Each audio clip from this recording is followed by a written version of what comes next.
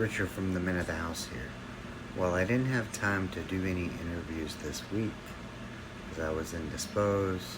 Spent most of my week at the hospital, hanging out with my dad. I am going to put up my most popular interview for a second time. The one that is the most downloaded, and it is Spiritual Awakening with Dean Graves. Funny thing is I have no clue why it's the most popular, as I can remember listening to it going, I didn't understand what he was saying at the time. I guess maybe I felt confused. So maybe I'm gonna even give it a listen, see if I'm in a different place, on a different level, a different wavelength, that I can now understand it, if that makes sense. So, without further ado, my most downloaded, popular interview to date, Spiritual Awakening with Dean Graves. Let's go. Asteroid of Fear.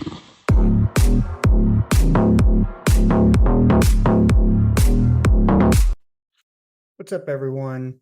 I've never done this, but thought I would start today's episode with a little prequel, a little explanation of how do I say this?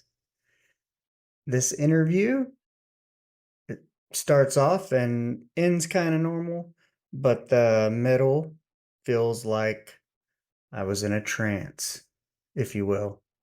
It gets a little complicated. Some of it gets hard to understand, some of the words, if you will. So bear with me, bear with it. I tried to keep it on track as best I could, but yeah, it should be interesting nonetheless. So hope you enjoy. Hey everyone, welcome to another episode of the Men of the House podcast. And on today's episode, I have with me Dean Graves, and we're going to talk about probably some meditation, healing from stress, and quite a few different things. It should be a very well-rounded conversation, and hopefully you get some value out of it. How are you doing today, Dean? I'm doing great. Thank you. I appreciate you inviting me to be here. Yes, always excited to learn a little bit, to learn something new, or just get a different perspective. And um, I also enjoy kind of learning about history, kind of why some people make the choices that they do and where it leads them, but to also kind of look at what was going on in the world at that time. And because I think that always influences decisions a little bit. And, you know, I'm 48 and I'm sure you're a little older than me. And so you also get a different perspective in that way. Yes, I had an interview true. with somebody who was 82 and you're able to see the world or listen to how the world was, how completely different it was and how it influenced her choices as to the life that she led. Hmm. But on that note, give us a little bit about your background. Where'd you grow up and kind of what was childhood like and what did you aspire to be growing up and what where did that change and how did we end up here in front of each other? Because I think you took a total departure. Okay. Well, this is a windy road that we're about to go on. My favorite kind. I grew up in Memphis, Tennessee. I was raised by a single mom. I graduated high school. My undergraduate studies began with a focus on the sciences with the anticipation of being a physician. And once I got into collegiate studies, I realized that I really liked chemistry, but I didn't like biology at all. And so it's really tough to be a physician if you don't like biology. Correct. So it took me over to the other side of the campus, and I finished a degree and some graduate work in humanities, principally psychology and philosophy in English, which I used English every day. So it was a worthwhile venture. Endeavor. Yeah. Oh yeah. Um, Left school, went a business route. I worked for a bank for a few years and determined that banking was not where my interest lied, and went into the real estate business as a commercial broker initially, and then commercial developer.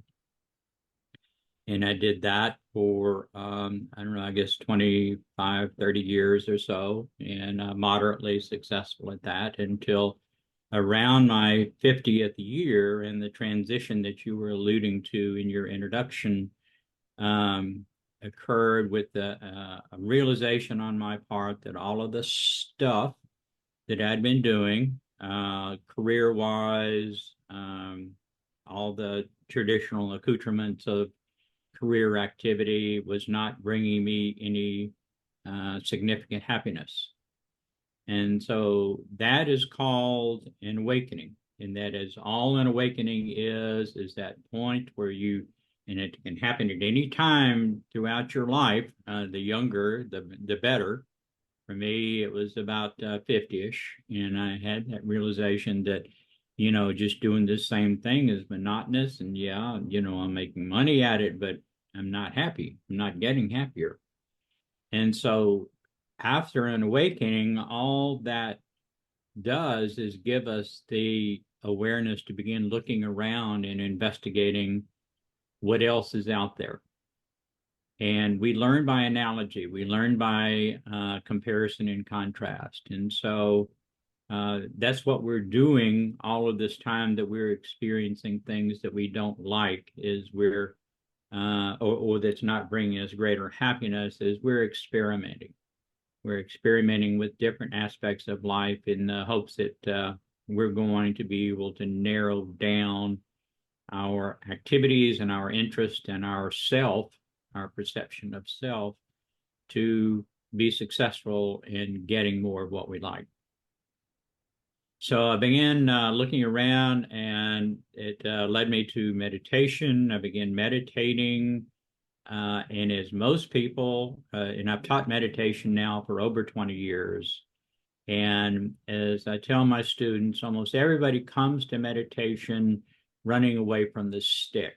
In other words, things in their life hurt, and so they want relief from that pain. And my experience was exactly the same. I meditated probably for a couple of years, running away from the stick. And then one day, just out of the blue, I got a bite of the apple. And so the apple tasted really good. And so my motivation transformed from running away from the stick to wanting more of the apple, or chasing the apple. And that is an immutable experience for everyone if they are diligent with that meditation practice. And so that began really a significant intensification of my meditation endeavors, which led to some significant awarenesses. I began talking to my higher self, began teaching meditation, and mindfulness is a natural result of the meditation. Mindfulness is nothing more than learning to keep the perspective that you gain in meditation with you when you go back into the world. And so I describe that to my meditation students as we simultaneously exist in both the metaphysical world and the physical world. The physical world I simply refer to as the village, and the meditation self is our guru's cave. And so in that meditation, we learn to retreat to the guru's cave, and there are no problems in the guru's cave. All problems exist in the village. So as we developed our capabilities of staying in the guru cave for longer periods of time, and eventually constantly, but still going back into the village, then that's developing and learning our practice of mindfulness. I had a question. So at this time, when you turn 50 and you start exploring meditation, So a couple of things. Did you have a family, a relationship, or anything like that? And how was that impacted, or what was their reaction to this awakening? And then two, um, why was the choice on meditation? Like some people, let's say, may take up bike riding, or which could be a form of meditation if you're on a long bike ride. But I'm just kind of curious what about meditation was attractive in that Well, I, it. I I did the bike riding and the exercise and the gym and all of that stuff. I was athletic in high school and through college, and Mhm. I maintained pretty much of an athletic routine throughout my life. And so, that was, it certainly felt better after exercising, but that wasn't significantly providing me with what I was looking for as far as greater happiness. Do you think it's Uh, like a sometimes like, with the movement and everything, like you're on the merry-go-round and you have that awakening and you're like you're you want to slow stuff down, and maybe the act of sitting still or attempting to sit still and manipulate your thoughts to a lower level well, was a uh, conscious decision. yes, but and understand that everything that we experience, no matter Hmm. what we're doing, comes to us in thought. There's nothing that we can experience that does not come to us in thought. Thoughts come to us like a metronome. In other words, we perceive that thoughts are coming fast and furious, or they've slowed down, but the actual fact is that they are coming to us on a consistent rate. What changes is our capacity to grapple with the thoughts that are coming in. So when we are in a situation where we perceive things to be fast and furious and the thoughts coming, helter skelter, that is because we are in a more chaotic state. And our perception of those thoughts and the rapidity of their coming in is disturbing to us because it puts us, we are in chaos. And so we perceive the thoughts to be additional chaos. They're adding to our chaos.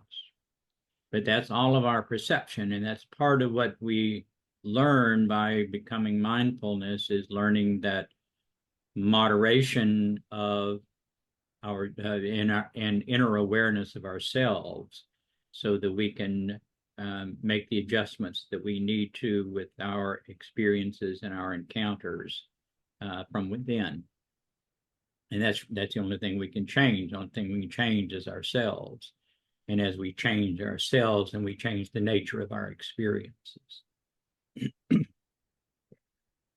Um, and did you have family, and what was their reaction, or what was that kind of like, or how Well, did how did the outside world react to you having an awakening, I guess is the better question. well, yeah, I had a family. Part of the unhappiness was unhappiness with spousal relationships at the time. So there was difficulties before this awakening, this realization on my part. And so we parted and have still have two children. Um, and so the nature of our relationship changed, but uh, our relationship was also a lesson for them as well. And so part of the learning for me was learning how to guide and educate them on what they were experiencing and the transformation that was occurring in their lives so that it would be a productive experience for them as well as for me. Do you find that when you started with the awakening, because I get this picture, this idea, because I worked in a corporate environment as well, of Groundhog Day, Mm-hmm. and all of Sure. a sudden you're more aware, and because you're consciously like, hey, I'm not happy and I want to change something. How did that impact your parenting, and did you gain more joy from it? Because I'm certain what you were trying to teach them and how you were trying to teach them because you were now attuned to something different became different as well. But how was that? Well, initially it was difficult because I was not competent or comfortable with the changes that were taking place in me. But as I made those changes and had greater awareness, then the guidance that I could give them was more um, fruitful for them gaining a better perspective of their self and their ability to be aware of their surroundings as well as the same things that I was describing about myself. It served as a foundation for them to develop their own perspectives of self. Yeah, because it's kind of one of those things of I always, I think like after my experience and kind of having to pivot and try something new, create your own way, if you will, part of the experience of now is ensuring that hopefully my daughter doesn't have the same mindset, experience, wherewithal of having to go through what I did, kind of Mm-hmm. whether it's in a corporate environment or not, you know. Well, Um, as much as we would like to save them from that experience, that is an experience that they're going to have on their own yeah. and come to their own awarenesses. But what we can provide them with is the resources that when they have these thoughts or challenges of whatever of what their priorities are, that they will have better direction on where to go and where to get answers to change themselves. Yeah. Now, when you had this awakening, did you keep doing what you were doing as an occupation? No, ironically, in the commercial real estate business, when you finish a project, you're unemployed, and so you have to go start another project to essentially create your job again. And so that's a 2 or 3 year cycle, and it was pretty much at just a transition point, and so I didn't start that up. I still did some um, minor investment of things to generate some income, but the income and sources of revenue to support myself and family came from totally unexpected sources, and that's one thing that it is very difficult for people to understand and grapple with, that it is our income and our ability to support ourselves and family does not come from the sweat of our brow. It comes from the grace of our higher self as we fulfill our purpose in life. And so the more aware we are of what we're actually supposed to be doing here and implement those steps in order to fulfill that purpose, then the things that we need are provided to us. Yeah. And kind of what it makes me think of is that, mine was due to a layoff, but I call it a blessing in disguise. Mm-hmm. And had it not happened, would I have ever left? I don't know. So therefore, would I have stayed unhappy? But with that, I think of, typically it's this work kind of corporate like environment that really lends itself to that tipping point of somebody waking up someday and they're like, I'm not happy. I feel like I'm doing the same thing over and over, Right. or I've made it to the top and that's it. And I've interviewed other people who've, made it to the C-suite very fast and were like, no, I thought this was it, but this ain't it. Still not happy. Right. And Right. so it's interesting. It made me kind of think of, do people who don't pursue those kinds of occupations and whatnot outside of the corporate world, do they have these same kinds of experiences in a non-corporate setting, or or what is it about the corporate setting that just lends itself so well to one day people waking up and going, man, this sucks. Or maybe you go off into a job and you start off with purpose, but then at some point, I think you always realize that you're really serving somebody else's purpose and never your own purpose. Right. You're Yeah. fulfilling someone else's dream instead of Yeah. your dream. Yeah. And whether it's the higher you go, the closer you get to it, the longer you do it. I mean, yeah, accolades, recognition, and all that's good, but does that necessarily equal fulfillment or sense of purpose for, somebody, let's say, who completes a good project or a big Right. project that's kind of Well, that's worthwhile? a transient gratification. It's an immediate gratification to get that award and the pat on the back, and then the next day, okay, back to work, let's do it again. And so Yeah. it's not an enduring condition that you can sustain. And that enduring condition is what we're all searching for, which requires the transformation of ourselves. So as you've kind of progressed into meditation, you have the awakening, and what are some of, let's say, like the levels you reach, and what questions does it cause you to start asking yourself? Because like I have some questions from, our Podmatch profile of like, are we alone in the universe and whatnot? What happens when we die? Um, I'm guessing if those are like questions you're ready to answer, these are some of the questions you began to ask yourself when you started sitting still, looking inside. Mm-hmm. And what Yeah. what kind of what did you come up with? I mean, do you think we're alone in the universe? Oh, no. Oh, no. The universe is a very busy place, and there's an infinity of universes. And so um, we are consciousness. Everything that we experience is consciousness. Consciousness defined is our creatorness intoxicated with free will, which requires some unpacking for most folks. We are very low on our consciousness is scaled. Uh, the evolution that we so often like to refer to as scientists has nothing to do with physical evolution. It has to do with our consciousness evolution. The consciousness evolution is synonymous with enlightenment.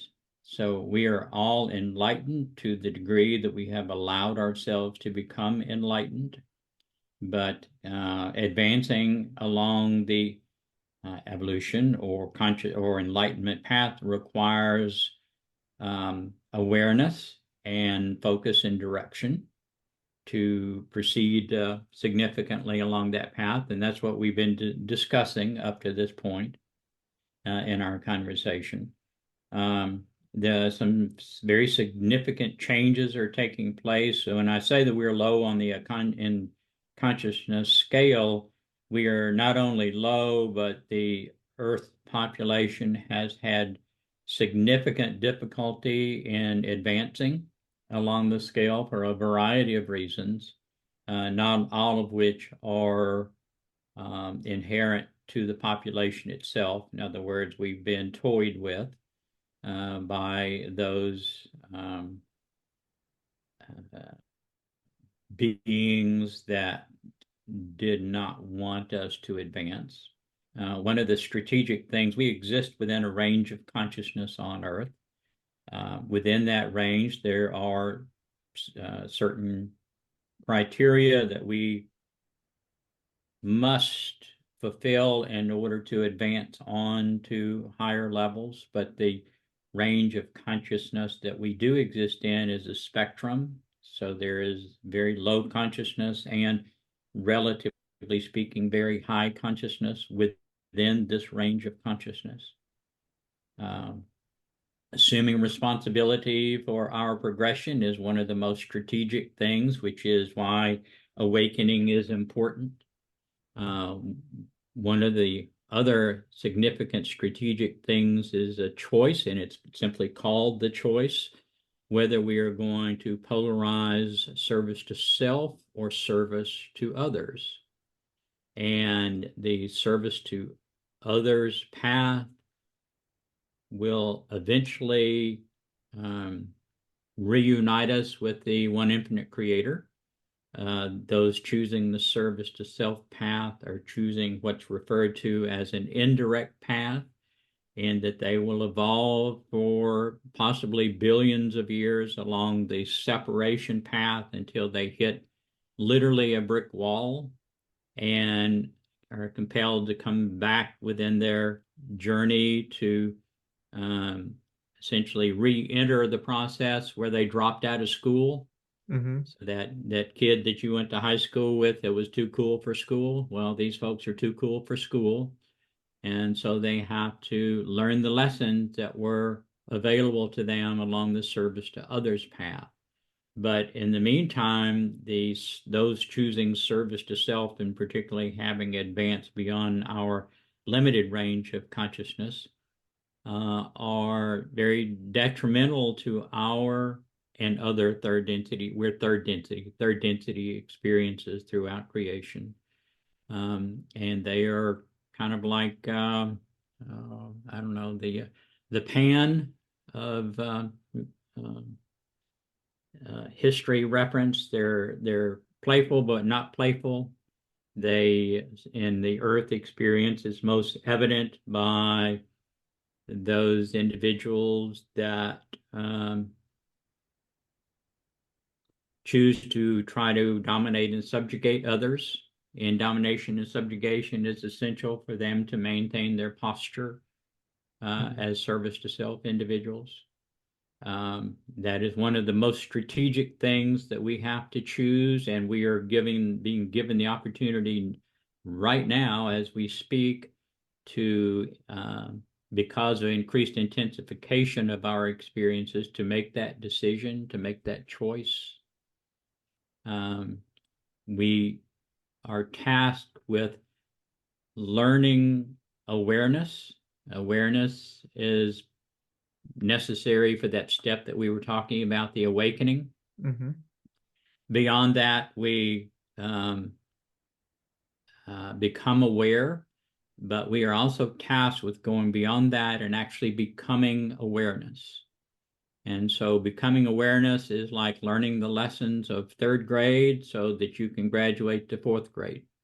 And in order to do fourth grade work, you have to learn the lessons of third grade, or you won't be able to do the work of fourth grade. So we are learning the lessons of third grade right now. And a lot of us are not doing well. And a lot of us are choosing that indirect path. And we're seeing that politically, we're seeing that in our religions, we're seeing that in every aspect of our human experience on earth right now, is that bifurcation, that decision making that is so difficult to make, because in order to choose the service to others path, we have to amend that perception of self and surrender our ego. And so that's a significant reason of why we see such turmoil in almost all countries around the world. Wow. It's like yeah, I mean I can definitely see that like in the division, but when you in order to ascend it, is it individual or is it like humanity kind of as a whole? Like everybody has to kind of decide to serve others as opposed to self-serve. Now, this range of consciousness begins as an autonomous perceiving individual, and it ends as an autonomous perceiving individual. The next range of consciousness begins as where we left off. It begins as an autonomous perceiving individual, but it will end as what's called a social memory complex, or a group graduation. So right now, as I say, we're in the elementary stages of our evolution. And so consequently, it's all on the individual. Of course, as the individuals make progress, then cumulatively they become a group. And so there is a group consciousness that develops because of the immutability of the experiences that each individual experience as they progress along the enlightenment scale. So if in a kind of circling back, if not being alone in the universe and it kind of goes off, what's around us? Is there like other systems of consciousness or what we would call quote unquote people, but I call it like a system of consciousness somewhere else going on? Yeah, everywhere else. Everything that we see, everything that we feel, everything that we touch, taste, smell is consciousness. And that is true. We perceive there to be space. In other words, a vacuum between what we perceive to be objects. There is no space.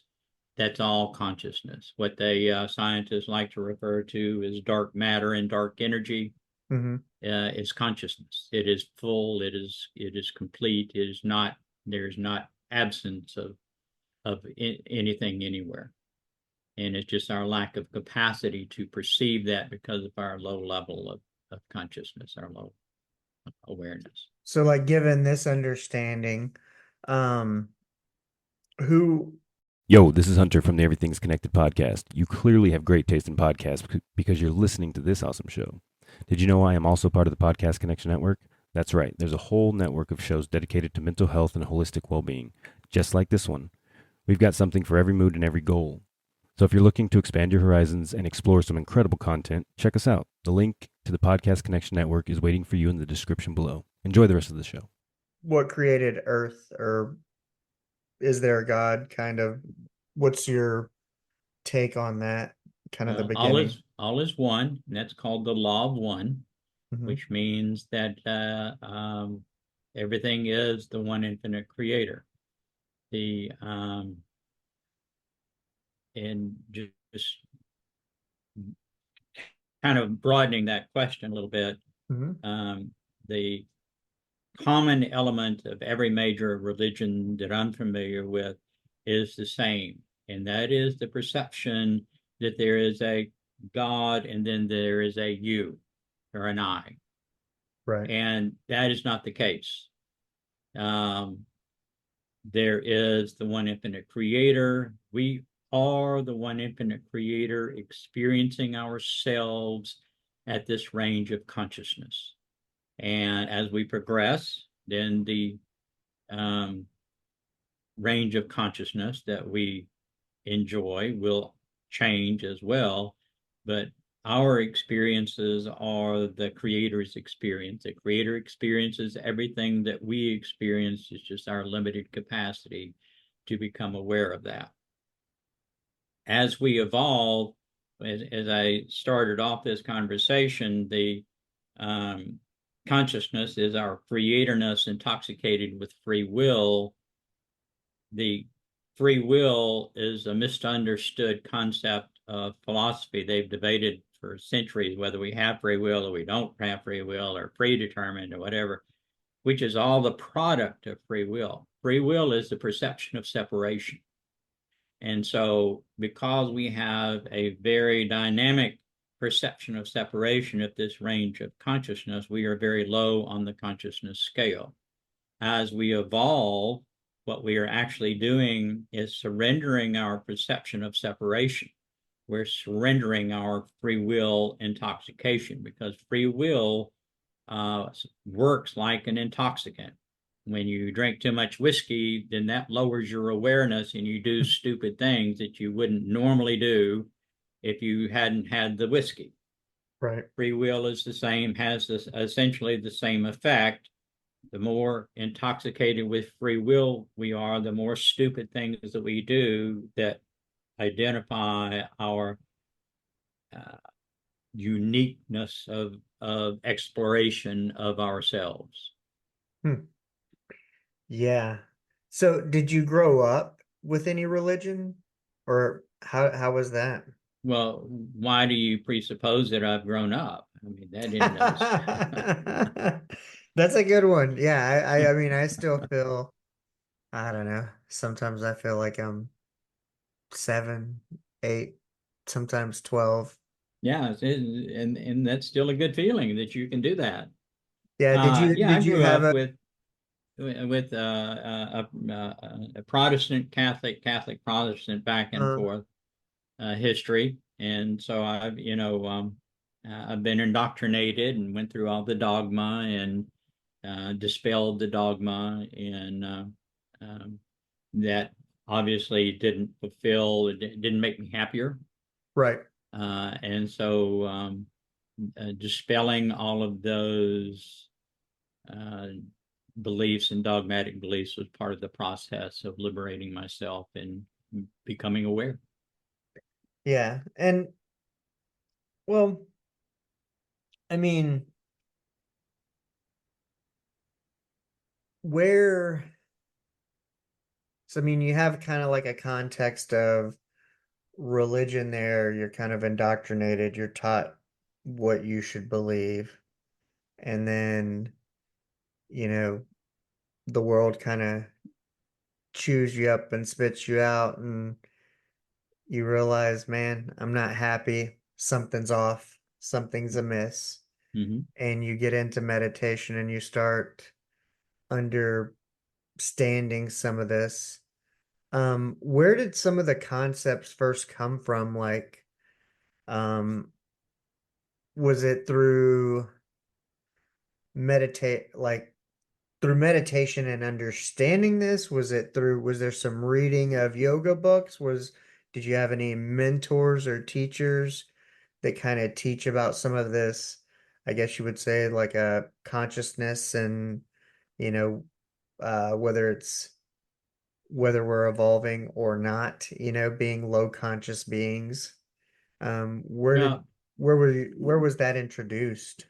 and it was introduced, a group of three people in Louisville, Kentucky, in Mhm. the early 1980s channeled an entity called Ra. And this was the same Ra that was identified as a god figure in ancient Europe, Egypt. Mhm.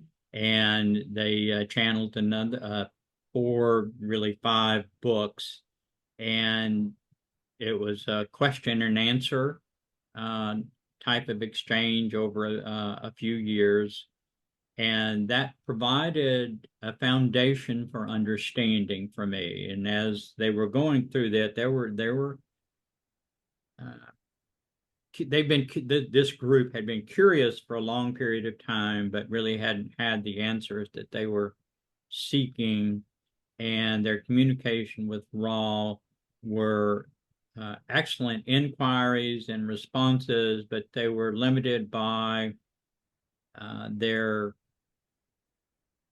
lack of organization of information. Mhm. And so you can tell as you read through the books that Don, the Inquisitor, was learning as he was going. And he was a physicist, so had some significant science training, but he was learning the questions to ask. So there's not continuity of, they talk about this topic for a while and satisfy that topic. It was kind of hit and miss, as their inquiry proceeded over a period of time. And that was foundational for me because it gave me the opportunity to stand on their shoulders and to ask questions from the basis of that information. And so my communications, Ra is one of five inherent characteristics of the Creator. Um, every star that we see in the sky around us is home to an inherent character, or not an, it's home to an archetype of the Creator. Uh, Creation is made possible by distortions, um, because all is one, and so everything is the Creator. And if there's not the perception of distortion, there's no deviation from the perceived perception that is the Creator. And so, five inherent, as creation was developed, five inherent characteristics were made obvious and delineated in the very high levels of consciousness. These five inherent characteristics continue the development and further expansion of creation by creating distortions that also were archetypes. Our universe is comprised of 9-star systems. So every time our universe has expanded, it's expanded in groups of 9 stars. Our archetypes that comprise that 9 stars are the 5 inherent characteristics, which are awareness, love, wisdom, unity, and stillness, each of which has a separate name, as Ra does. Our sun is home to law, which is wisdom, in our 9-star system.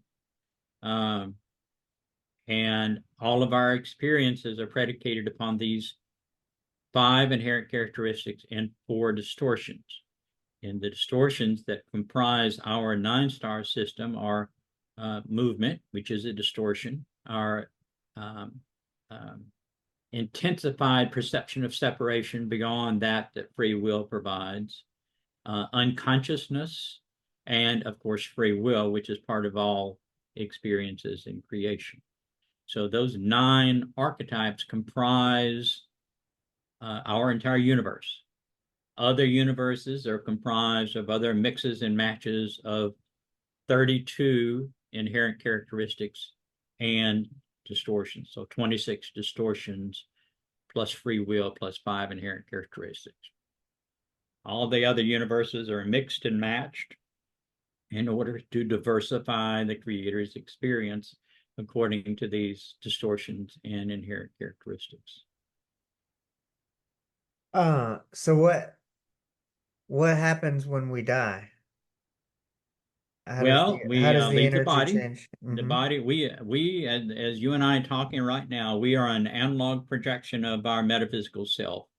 Our metaphysical self is our enduring self. It doesn't die.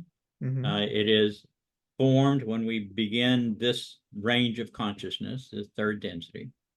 And it is a consciousness pattern which we are constantly modifying as we perpetually incarnate into the physical world. The average human has incarnated over 3,000 times, some as many as 8,000 times.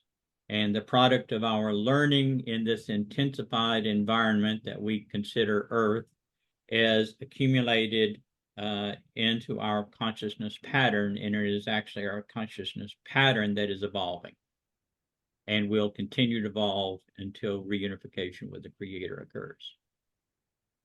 When we die, we leave our physical body. Our spirit will almost always be relatively disoriented, so it will float above our body for some period of time until it gains some sense of the transition of its beingness, and then it will proceed or progress back to unification with our metaphysical self, which is our consciousness pattern. A ghost is simply an individual that has some strong attachment to usually a physical location because a variety of reasons. It can be everything from I need to take care of my child, I need to do this, I didn't complete what I needed to complete in my incarnation. And so they remain in limbo between their physical self, which they no longer can access, and their metaphysical self. The plan is that we will progress along a series of steps, and we'll encounter a series of lights, which are way stations that, depending on where we are in our development, will determine how many lights that we need to see to transition. Someone who is higher consciousness may only see 2 or 3 lights. Someone that is very low awareness, low on the consciousness scale, but is still transitioning, may see a dozen lights.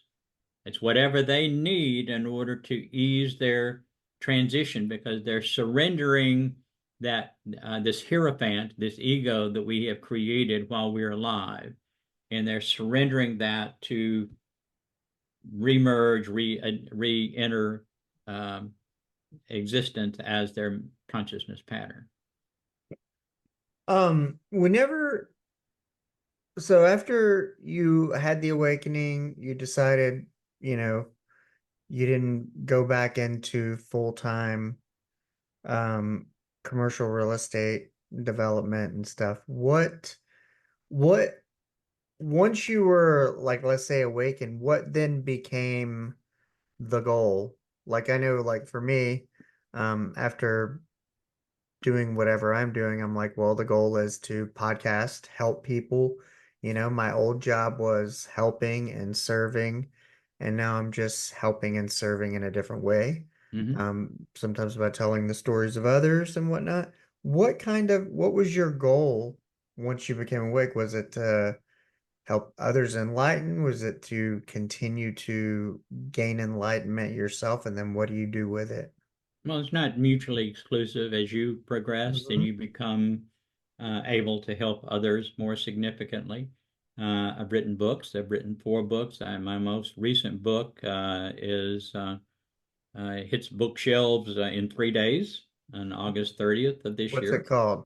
It's called The Enigma of Consciousness, a spiritual exploration of humanity's relationship to creation.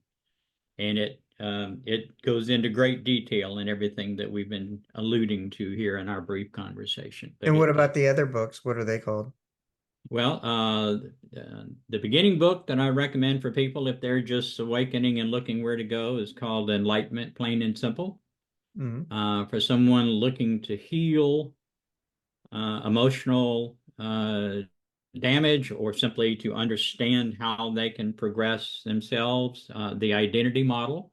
And the identity is our hierophant, our false perception of self, our ego. It's all the same thing, just different words. Um, and that explains what suffering, what stress is, and what suffering is, and how we can heal from stress and suffering.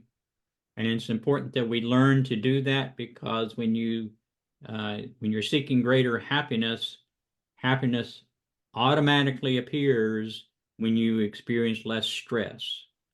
Bliss is nothing more than the absence of stress.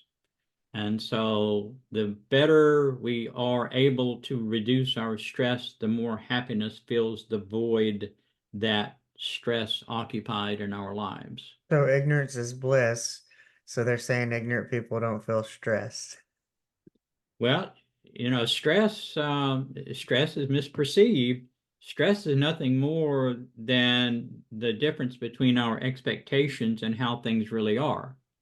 And so, if we are able to experience things as they really are instead of through our lens of expectations, we would no longer experience stress. And that is our destiny as we evolve through the process. And I see these happiness and enlightenment and um what's the difference between those? Well, happiness is the measure of how we're doing. The Hmm. happier you are on a day-to-day basis, that means the less stress you're experiencing and the better, farther along the enlightenment scale you're progressing. Enlightenment is the path. And when we're off the path and wandering around in the weeds is when we experience a lot of chaos and a lot of stress and a lot of suffering. Very, And so we very, need to get very, back on the path. yeah. So how do you get more happiness? Is just keep stress low? Well, yeah, when you heal yourself, when you heal your Uh-huh. false perceptions of self, then you heal your expectations that are erroneous contrivances of our false identity. It's kind of like having low expectations when you go into a situation, and then when it's No, those are that still expectations. true. High expectations or low expectations, they're still expectations. We want to learn to experience things as they actually are. There's no experience that comes to us with emotion on it. Every experience is absolutely neutral of emotions. We apply the emotion according to how we are. And so while we are distorted with this false identity, this false perception of self, we're interpreting that experience, that thought, through our lens. But the reality is that experience has no emotion on it. So you got to keep yourself kind of in a higher vibrational state so In a the mindfulness the state, that you're applying kind of the good juju to the experience, which is what makes it enjoyable versus stressful. So it's a keep yourself in a state of like how are you doing happiness, how you're doing. keep your awareness inside to learn to become aware of how you are at any Hmm. one point in time. And I'm sure you've had the experience, you've thought a thought and you didn't like that thought today. And 6 months later, you've had essentially that same thought and you're okay with it. It was actually a pretty good thought. The only thing that's changed is you.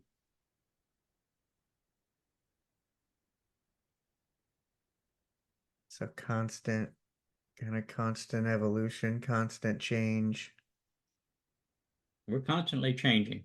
We change with every thought.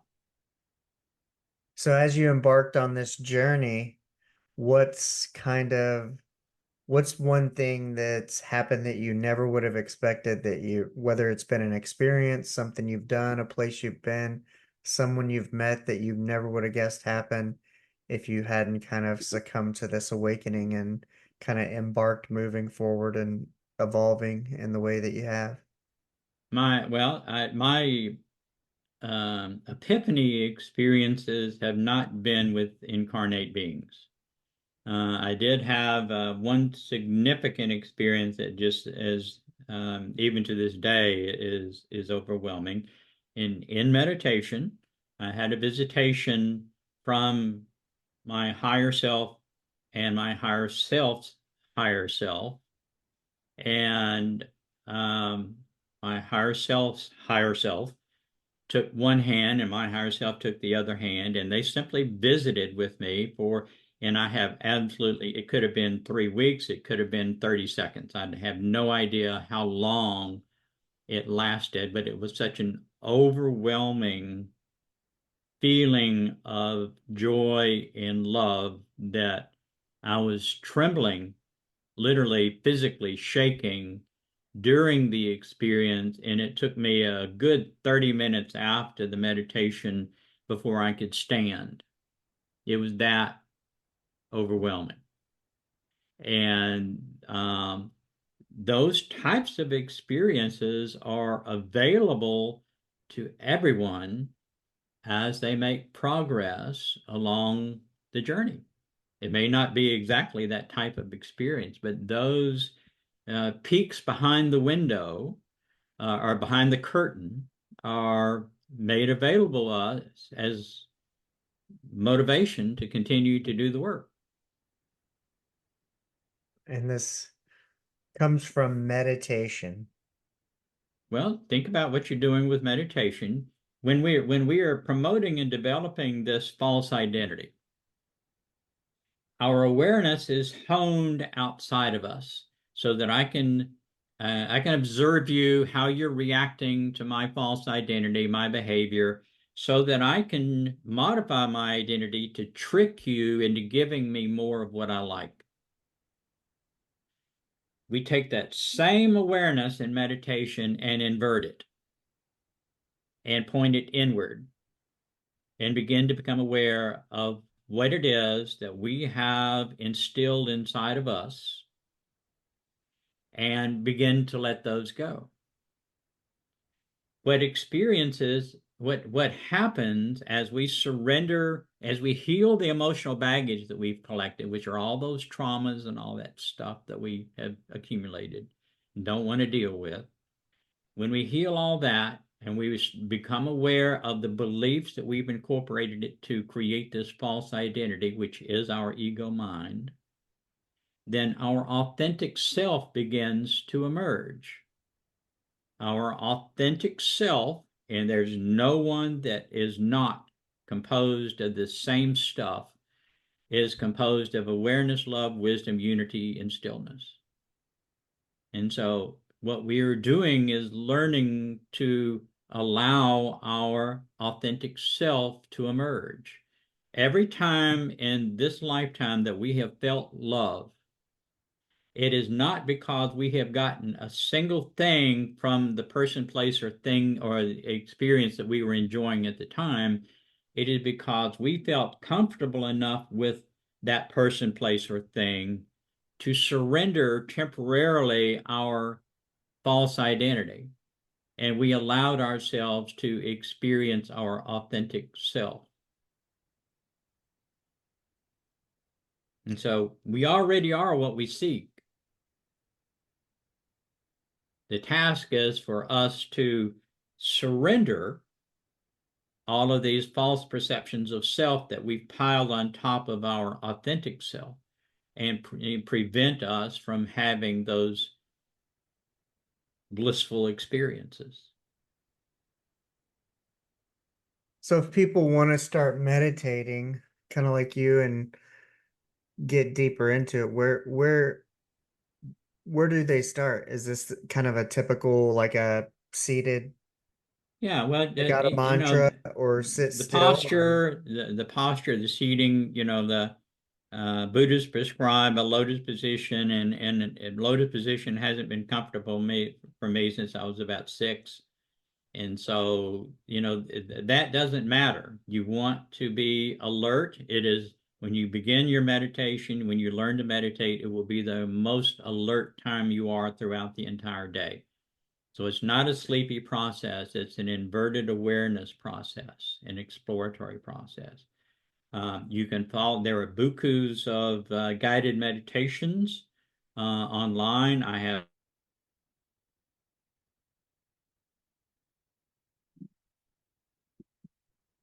and everything from my YouTube. I have a YouTube channel. I have a website. Um, all of these. I have 2 podcasts.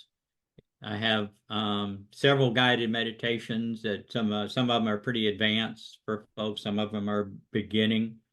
Just experiment. We learn by trial and error. We learn by comparison and contrast. And so experiment. If it's a guided meditation that you're looking for, and I started with guided meditations, and guided meditations for me fairly quickly became a distraction. And so I wanted more quiet. And so I did, some gong music in the background, and then that became a distraction. And now, silence is fine, but you will learn that as you learn your skill in meditation, you can sit in the middle of Times Square and have a wonderful meditation. You learn to screen out all that sensory input. So begin wherever you need to begin. Finding a good meditation teacher in your local area is probably possible, and I would highly recommend that because they can give you some cues or tips or guidance to get you over the hill faster. yeah. I feel like it's one of those things of you can kind of like ask like, well, when will I know if it's working? And I feel like the answer is like you'll know when it's working because It's up to you you. you'll have like a certain awareness about it of, oh, I When think you I when you just quit running away from the stick, it's really working for you. yeah. When you're doing it because, I just can't wait to meditate today. Yeah. Yeah, for me it's I tried. I've tried in the morning. I've tried it kind of has to be definitely intentional. Mm-hmm. Um when my mind's in a way where it can be where it needs to be, I guess you could say. Um, Consistency helps, yeah, because it's like you're training your mind and understand. Well, it's not really training your mind. It's training your spirit to let go of your mind. yeah. When I try it too early in the morning, half the time I'm like my nose spray hasn't kicked in and all I can think is like, man, I feel like I have allergies. Yeah, I'm like, my nose is stuffy. I'm like, that's all I can think about. And I'm like, so first thing in the morning, terrible for me. a mantra is very helpful. A mantra is very helpful. Um, when they show meditators in movies, they always show a bunch of monks chanting, Yeah. doing a mantra. And that's only because it is really, really, really boring watching a group of monks meditate when they're just meditating. They're not moving for hours, So I you can don't need a imagine. movie camera for that. You can get the same thing with a still. Yeah. How But a and mantra is very helpful to make you or to help you transition from your everyday state into that meditative state.